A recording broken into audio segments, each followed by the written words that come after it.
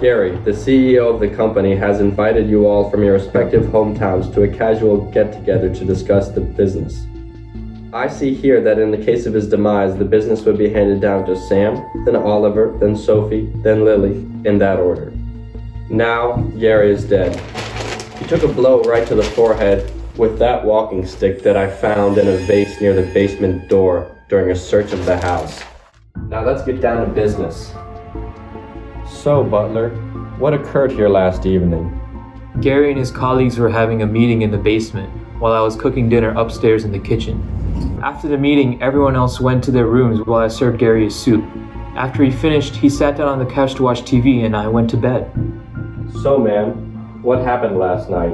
I was simply trying to sleep. Oliver here just can't control how loud he plays his trumpet. When it got too loud, I went over to his room, but the door was locked. I knocked and told him to keep it down a notch. Can you keep it down? Thankfully, he turned it down. Thank you. And then I went back to bed. So what about you? Well, I was sleeping because I was completely exhausted last night. I went to bed around 10 o'clock. Oliver, you were playing your trumpet in your room. So, Sophie, what were you up to? I was watching TV in the basement with a nice soda. At around midnight, I heard Gary increase the TV's volume for a good 15 seconds or so. I'm not sure why. A few minutes later, I heard a really loud sneeze near the basement entrance. I went up the stairs to see who it was, but I saw no one, so I went back downstairs. These flowers must have caused the sneeze. So whoever sneezed must have hid the walking stick in the vase and is thus the murderer. I checked Gary's safe in the kitchen and it was last opened around 11:50 p.m., which means he was awake around the time of the murder.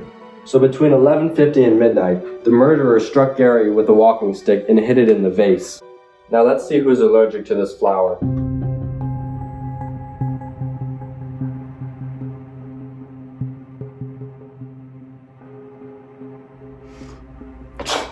Seems that we caught our murderer, Mr. Sam Barton. Makes sense too. You were the next in line for taking over the company, but now you're going to jail. What? I swear I was sleeping. Yes, I am allergic to flowers, but I wasn't downstairs at all. Spare me your lies. After dinner, you took your walking stick, went downstairs to the TV room, increased the volume drastically so no one would hear the blow. You struck it, hid the walking stick in the vase, and then sneezed because you're allergic to flowers. No, something's not right. Having served Gary for 10 years, I know he's more than capable of defending himself. He would never let someone with a walking stick do him over. There would have been more signs of a struggle. That's a valid argument there, but the wound is pretty evident. He was awake at 11:50 p.m., so the toxicology report shouldn't show anything. Oh dear. Mr. Chamberlain, what did you say he had for dinner again? Soup. Is there any point in time that you left the kitchen while you're making the soup, even for a short amount of time? No. Wait, actually yes. I did go upstairs to get another can of salt because the one in the cabinet disappeared. Why? There was poison in Gary's blood. So that means whoever struck him was trying to cover up the true cause of death, poison. If you're suggesting someone added the poison while Mr. Chamberlain left to get the salt, we were all at the basement meeting. But wait, I remember you went to go to the bathroom, and you had a water bottle. So where's that water bottle then, Oliver? Threw it away. Right here. I found it in the safe, along with these. How are you able to get into the safe? Gary held enough trust in me. I always knew the passcode, and the passcode's what's written here on this paper. A can of salt, a crumpled up piece of paper with 6 digits on it, and a water bottle. All in the one place in this house that I couldn't search. Now, Oliver, how did your water bottle end up in Gary's safe?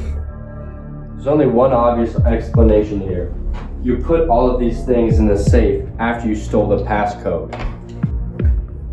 Sip this. I'm not thirsty. So it is poison. No, I'm just not thirsty.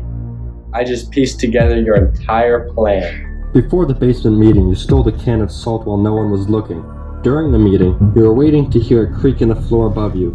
When you heard it, you knew Mr. Chamberlain had gone upstairs to get more salt, so you pretended to go to the bathroom. You added the poison to the soup before Mr. Chamberlain had returned. While Mr. Chamberlain served Gary the poisoned soup, you went upstairs, broke into Gary's room, and stole the passcode to his safe. During my search of your room, I found a Bluetooth speaker, which you set up last night to play trumpet music. You then locked your door and went to the TV room. Gary was probably either dying or already dead from the poison.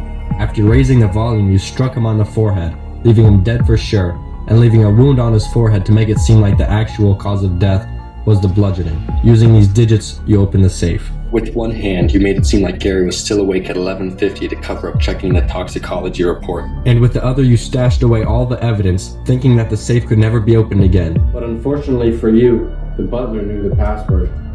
You then went to hide your weapon in the vase. Noticing the proximity of the flower, you faked a sneeze, knowing that Sam is allergic to flowers.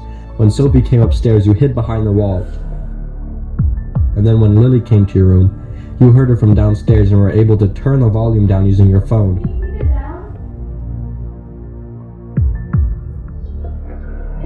Fooling her into thinking you were in your room in an attempt to eliminate yourself as a suspect. I see it clearly now. You wanted to murder Gary and then frame Sam so that you would be next in line for the company. Come on, guys, it's nothing but a fairy tale. Get up. You're coming to jail.